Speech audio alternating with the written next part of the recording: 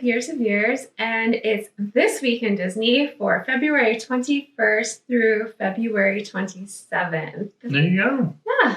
Nice numbers. Almost the end of February, because it's only 28 days in February. So, yeah, that's cool. Except for them leap years. Oh, I always love people that have leap year birthdays. It's like time to celebrate. Not that this is one. I don't know. Is it? No. Is it? But I mean, they also don't get to have birthdays every year. I know. That's what I'm saying. Like, they're paying as well. Like, I'm sure. I mean, if I had a leap year baby, I would definitely say, okay, we're definitely going to celebrate your birthday on this day until you have the leap year. That's right. Well, of course.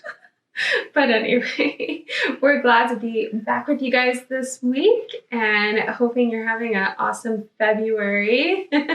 Lots of exciting things. 2 of our children born in the month just celebrated birthdays. Yeah. So wonderful. Like quarter centuries, 25, 26. So yeah. We call them 1.0 and 2.0 because they're like 4 years apart. So that's 25 years of parenting, 26 years of parenting. Yeah. So thank you. And it never ends, right? No. We love our kids. They're awesome. But let's get started on the big topic for this week on February 23rd.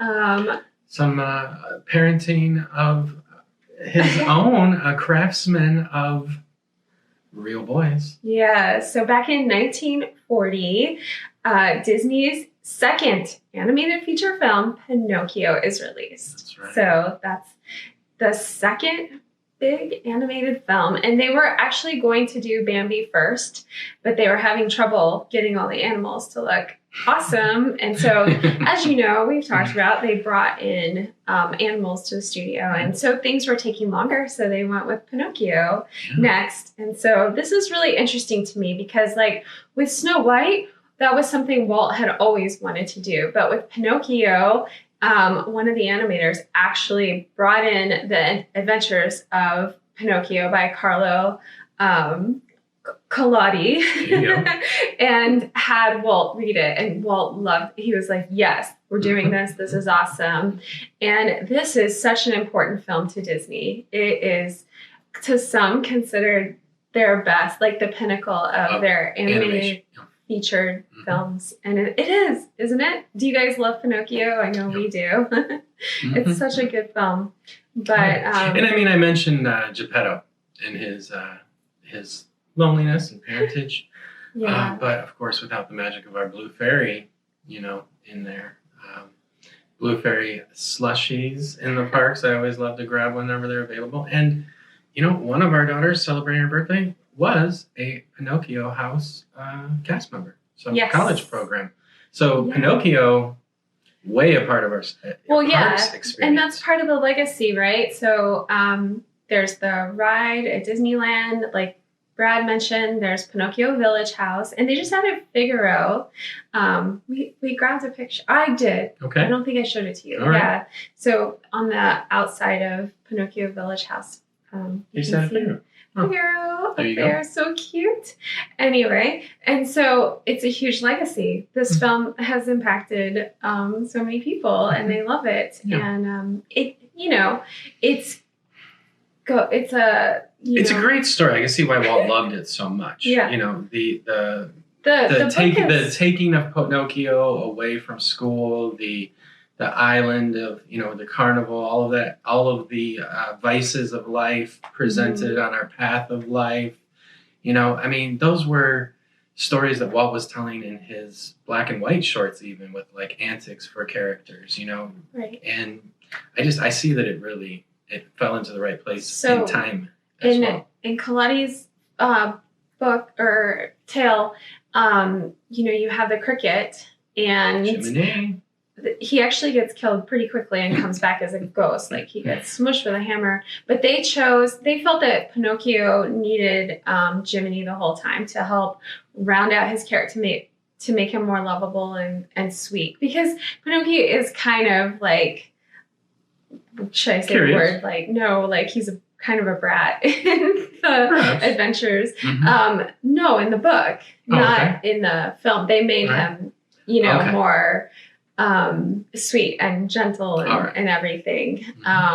And then Jiminy helps that as well. So with the animation, it actually was groundbreaking in the effects for animation, giving it more, it was more realistic. They were using models. They actually did mache models that they based all of their drawings on. And so they had 3D, they were able to look at 3D images of things to get everything like the clocks and the carriage, the machinery and elements, even like lightning and so rain. So what they did with smoke. Animals, bringing them in for projects, they did with objects and started like crafting three-dimensional, mannequins and stuff. Right. Beautiful. Even like the water and I feel this in this film as well, that the water is so good that when somebody was quoted as saying, you could almost drown in it, and somebody did. It was the image that came to my mind when you said effects. Yeah, so the absolutely. whale and everything, just extraordinary. It really is. So they were groundbreaking. It definitely, this film won Academy Award for Best Music and Original Score and Best Original Song, which is, of course, When You Wish Upon a Star. This is just iconic song that we all love, and second only to A Dream Is a Wish Your Heart Makes. Yeah, and so what's amazing about that was the first time Disney Studios won competitive awards. So the other award, nobody else was really competing with them. They were just competing against themselves in animation, but this was won out this year against other films. Like just live action films. So this was an exciting time for sure. Yeah. Mm-hmm. Doesn't he speak to that in his acceptance? Oh, that's later. Okay. So anyway, on Rotten Tomatoes, this gets 100% rating. All right. And of course, this is also in the U.S. Film Archives, which we've talked about that. This is of course in there, but this is considered top. For so leave your tomatoes at home. Not needed. So many. But as far as like after reading the book, Walt was quoted as busting his guts with enthusiasm. So Norm Ferguson was the one who got him to read The Adventures. So he felt that, like I had said, that the story was a little too dark. And even though Pinocchio is actually still kind of dark, they did actually really lighten it up. Sure. And when they were doing the animation at first, they had Pinocchio looking very much like a wooden character, and it just wasn't working. He was too wooden. And so they were able, one of the animators, I think it was Milk Hall. Yeah, Milk Hall was the one who animated him, and he only made the only like nods to him being wood were like on his elbows, his joints and stuff. The rest, he was very rounded and soft. And so, it made it better. Almost like they drew his real boy and then made him wood. Yeah, so it nice. Feels that way. Yeah, that's exactly what he did in the animation. So it just made the film better. Okay. Then also with this film, casting. This was the first time that Disney brought in like famous actors. And of course, like maybe today we don't know them as well, but like Dickie Jones, of course, played the 11-year-old Pinocchio. Cliff Edwards, or Ukulele Ike, was Jiminy Cricket. And I mean, his voice is iconic to us now, of course, but he was a popular actor at the time, as well. Radio. Yeah. Mm-hmm. And then Frankie Darrow as Lampwick, Walter Cartlett, and Evelyn Venable. I hope I said her name right, but she's the Blue Fairy, and her voice is amazing as well. So these were, and Christian Rubb. You may not know his name, but you know him. But they actually had him as Geppetto, and they used his likeness for Geppetto as well. Oh, wonderful! So that's really cool. They didn't actually use the likeness for all of them, but for him, they specifically did. And then Gideon the cat was supposed to actually have a speaking role, and it was going to be Mel Blanc. They actually had him do all of the speaking stuff, and they never used it. There you go. So only like 3, I think he only has like 3 sort of hiccups. Gideon, not Figaro. Which one? Gideon. Gideon. Okay. Yeah. So, not to be confused with the incredible Gideon cookies at Disney Springs. So, like I said, this one so much for the music, but obviously the animation is revered as incredible as well. This is just such a lovable film. There you go. And it gives us Jiminy. It gives us. And Jiminy Cricket's your favorite, When You Wish right? Upon a Star. Jiminy is my favorite Disney character. Yeah. 100%. Yeah. I mean, I have the miniatures. I got porcelain. I have a conscience pin that I always keep in view. Jiminy is it. Yeah. And I don't think the film would be good without Jiminy. He really makes it. Well, and they continue to use him, and cartoons and everything. And educational. And, you just can use Jiminy, that's whatever. everywhere. I mean, more. I'm always for Jiminy. Absolutely. It is kind of nice. Yeah. His voice, saved for shows and for very intimate experiences, but always ready for more Jiminy. Right. So like I said, there's a big legacy with Pinocchio in the parks, characters, all sorts of things. There was going to be a Pinocchio too, but Lasseter nixed it at one point. But we'll see. It could, there's the live action. That just means that it was in adaptation. queue whenever they were giving trilogies to everything. Yeah. For the direct to DVD, direct to video. Right. So I'm glad Pinocchio got spared. Not that I don't love those. And it's a longer film. I think it stands on its own. Yeah. It's special. It's beautiful. Yeah. And it's just got that look that you're not going to, if they do something now, it's not even going to look the same. They don't even. Could, but we'll see. I don't want it to. 1940s There's no reason. Look. What more do you have to tell? Yeah, exactly. His dream was realized. He learned his lessons. Yeah. Geppetto's happy. All is right in the world of wood. So, thank you. And little human boys. That's right. For sure. Tell us what you think in the comments. Is this one of your favorite Disney films? I know it's one of mine for sure.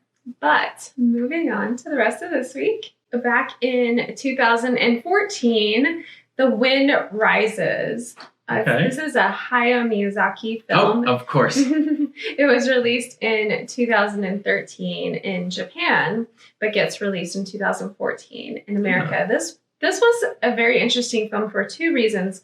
One, in 2013, this was the highest grossing film in Japan. Yeah. So over there, it's huge. This is the pinnacle of Hayao Miyazaki's career. So many people consider this one of his best. And it's also was his last because he went into retirement after it, but then since he's come out of retirement because he can't stop. And that's fine with us. He doesn't need to stay retired. He doesn't want to. It's interesting because he retreats to prepare for his films. So what else is retreating going to bring for him but more stories to tell? So. Yeah, and his talent's just so incredible. But this is a beautiful film. It's definitely worth seeing if you haven't seen it. This has a very well-known cast. So Gordon Levitt. That's the second part, Joseph Gordon-Levitt, Emily Blunt, John Krasinski, and Martin Short. So very, very familiar voices and probably, actors you guys like a lot. Yeah. So go check out this film for sure. All Western, like Disney voices too. Well, yeah. Amazing. So Studio Ghibli, you know what I'm saying.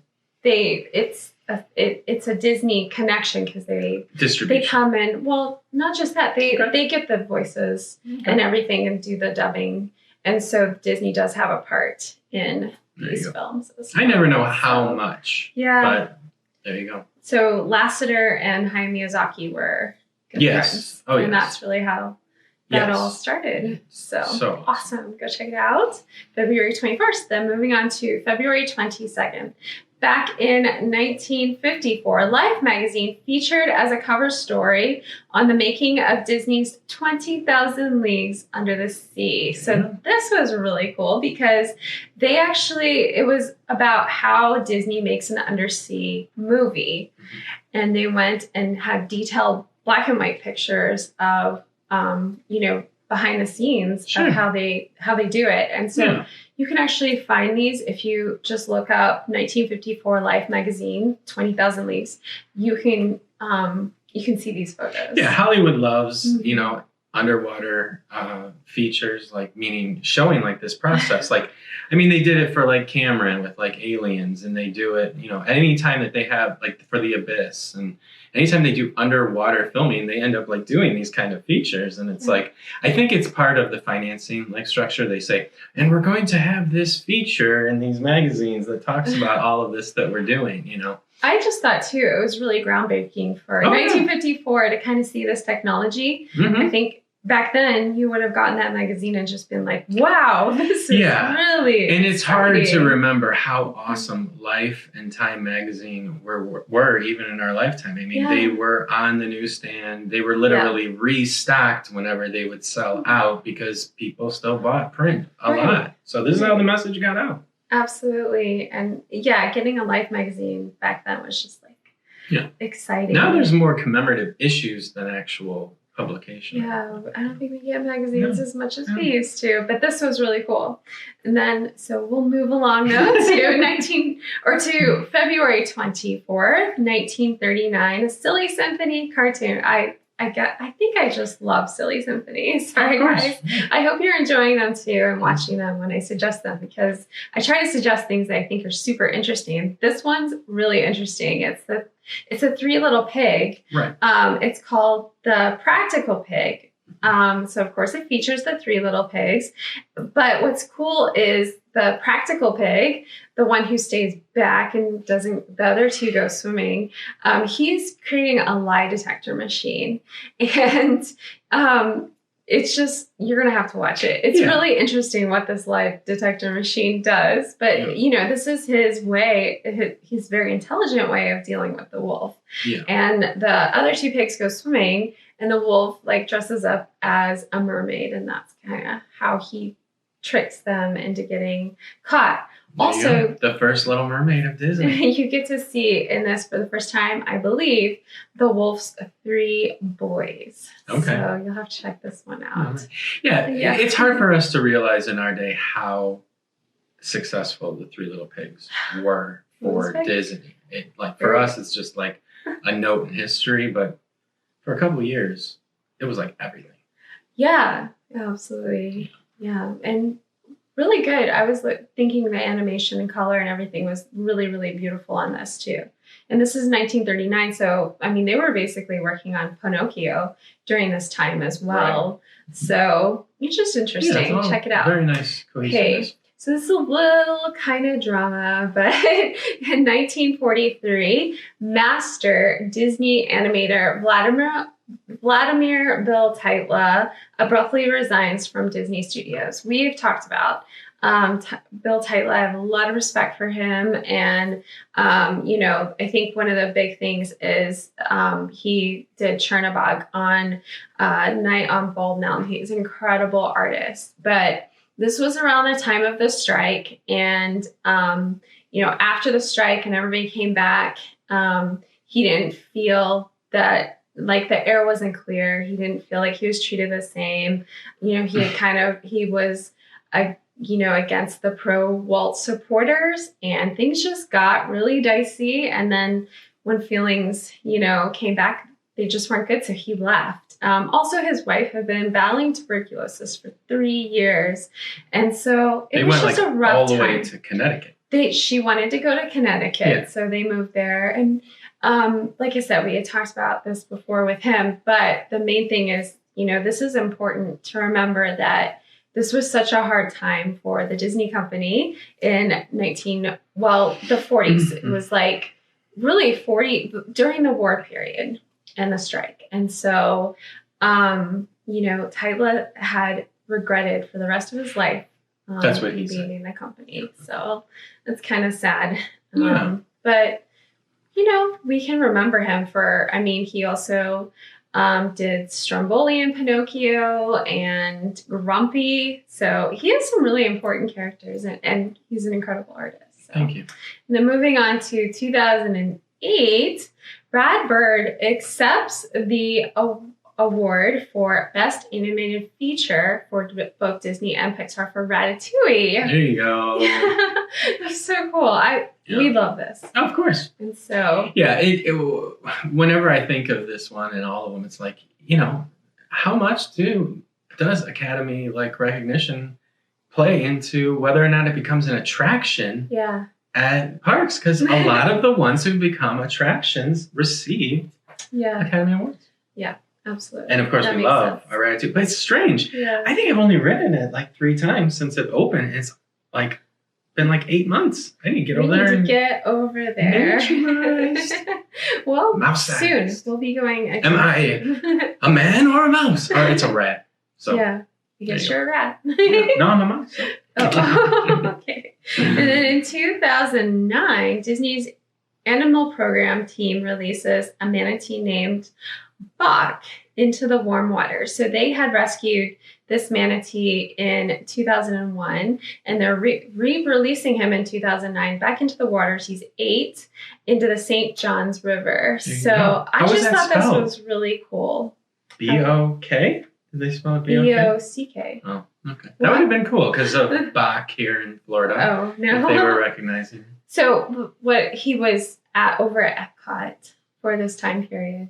So, and then they released him. So I didn't know they did that all the time, that they don't keep all the animals that come in, that they re-release. So that rescue and healing program is so important with animals all around that they can go back into the wild too. And the facility is right there in the living seas when you exit Nemo. They even have a little aquatic animal hospital right there. They bring them up and they work on them. You can watch right at Disney World. Yeah. It happens. I don't know how much activity has been taking place since reopening, but it's certainly an experience we've had many times. Right. I love seeing the manatee. I really love manatee. I think they're awesome. But all the aquatic animals you can see over there are fantastic. So make sure once you get off Nemo, you go check things out, go upstairs. There's a whole giant aquarium to see. It's righteous. And then moving on to 2013 on the same day, which we're still on, Brave, produced by Pixar and distributed by Walt Disney Pictures, wins an Oscar for Best Animated Feature. It would actually beat Wreck-It Ralph and Frankenweenie. So I think this is fantastic. I loved Brave. Yeah. It's not that I don't love it. Yeah. I'm trying to know what technically set it apart from Wreck-It Ralph. I don't know. Maybe we'll have to watch 2 back to back. Because Wreck-It Ralph is very impressive. But Brave is really impressive. I don't think it took as long to render Brave as it likely took to render Wreck-It Ralph. So that's my main thing. I want to know what technically set it apart. The story, maybe. Could be. And the sound, the music, and all of that together. Okay. I don't know. Gotta look into it. All right. Moving on, we're going to go to February 26th, 1942. So this is a really special night for Walt Disney. It's a blockbuster night, actually. As Walt himself, he received a special Academy Award given to creative producers. It's called the Irving G. Thalberg Memorial Award. And this was for 1941, even though it happened in 1942, obviously. Then Strakowski got a special Oscar for his work on Fantasia. And then they also won an award for The Sound of Music. All of that got another special award for the creativity with sound and the sound effects with Fantasia, which were amazing at the time also. And then the cartoon short Linda Paw also won an Academy Award. So this was just a huge night. Awesome validation. Right. And share what Walt had. Oh, and Oliver Wallace also took home an Oscar for their work on Dumbo. So what I wanted to share that Walt said was, I'm well aware of the high ideals that this award symbolizes. And I sort of feel like I should rededicate myself to those ideals. I've been through a very trying year, the toughest year. I hope there's never another one like it. And coming after that year, I sort of feel like that it's more than an award for past conscientious efforts, honest mistakes. I like to feel that it's sort of a vote of confidence for the future. And I want to thank the members of the Academy and friends and everybody. So this was just so important because, as I had mentioned earlier, they had the strike, the war started, like Pinocchio didn't even do well. That really depressed Walt. It did well. Like it received huge, great reviews right away. It's just that they couldn't send it overseas to Europe and Asia because of the war. And so it didn't financially do well. And that was in 1940. Then 41 was the strike. Then here we're at 42 and he's getting this award. And I really feel like, he could have just stopped. He could have said this was too much, right? Yeah. But he kept going and he was awarded in this way. And I'm sure and that's why helped. I love this moment is just that, he could have stopped and he wouldn't have stood there at this moment. This moment may not have even happened. All the recognition and awards may have happened. Yeah. It's just amazing perseverance. Absolutely. And it's just kind of how life is. Sometimes the best things happen at the worst times. Yes. And we just got to stay strong and keep doing it, moving forward and doing our best. That's why I love this company, especially this time period. It's a good example to all of us of how to be successful, despite all the things that come with that. It's not all fun and easy. It's hard emotionally, physically. And defined so differently. So. Yeah, absolutely. Good luck. So, and then February 27th, 1935, an Oscar is won for the Disney film The Tortoise and the Hare. Ooh, there you go. Yes. So I thought this was cool. Oh, yeah. This was held at the Biltmore Hotel in Los Angeles. Really?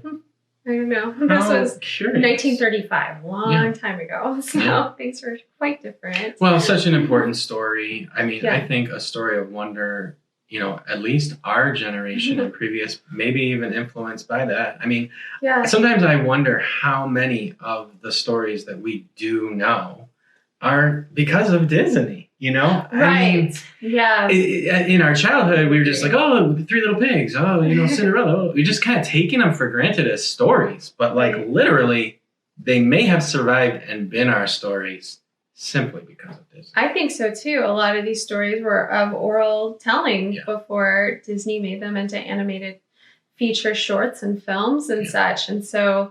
yeah, I mean, we do know them well because of it, but worth reading. I mean, I know this story from both reading it and watching it. Of course. But I'm just saying, it's always true. Yeah. Some things, like going back to Pinocchio again, like it was considered that it was better as this animated feature. Like what Disney did with it, the company, that everyone involved, was better than the adventures of Pinocchio to people. And that doesn't really happen a lot at least for me. When I read a book, I usually am like, oh, the film is just not as good as the book. But to achieve that, I think that kind of compliment is really big, and the success that he had that you just spoke of in the last quote. And I mean, it is the story of the tortoise and the hare that is his drive, not all the studios around him being overconfident that they got the best game in town, and he never slept. He never stopped. He kept going with his own mouse game, and he didn't give up. That's for sure. For sure. And he definitely had some heartbreaks along the way. So don't give up, you guys. And we want to hear in the comments about everything we talked about or anything that piqued your interest. And that's it for this week in Disney, and we will see you guys next time. Bye.